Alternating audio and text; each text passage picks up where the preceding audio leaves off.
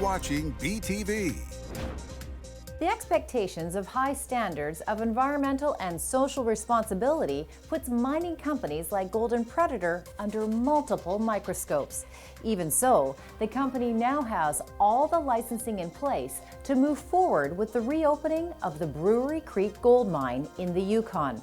Golden Predator is a company firmly committed to ESG principles, one that acknowledges the mining industry had to evolve.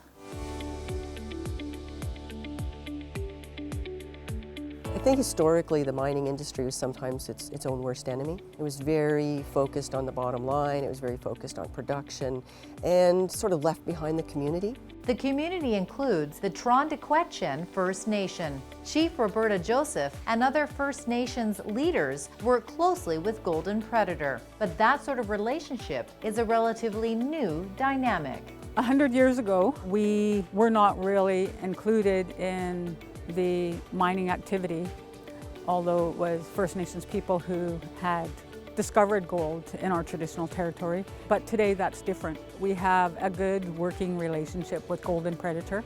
Trondequetchen supports sustainable projects, working with us to ensure that mitigative measures and environmental measures are at a standard that is acceptable to ensure that future generations are able to use the land and enjoy the land in a way that we continue to enjoy it today.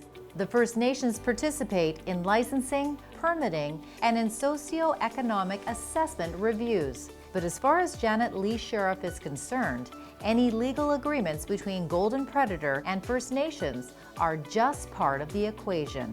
We've worked, I would say, tirelessly to build a strong relationship and always think of ways that we could be improving. It's a holistic approach that we take. It's cultural, environmental, economic, and spiritual because of the connection to the land.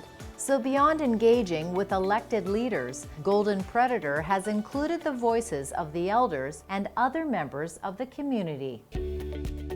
The Elders in Residence program came out of a community meeting held in Watson Lake, where an elder from the community, Mary Caesar, came up to me after the meeting and said that we really needed to find a way to involve the elders in our project. And we had 80 elders, youth and staff together for 3 days in the fall, and it turned into like a cultural exchange. And it's really their voices speaking about mining and how they see going forward. This is our traditional territory. We're not going anywhere.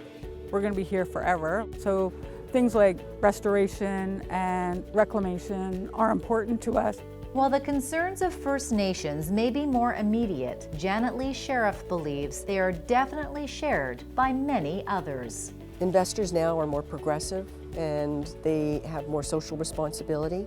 So it's really important that we evolve and speak to investors and their interests as well as the community interests.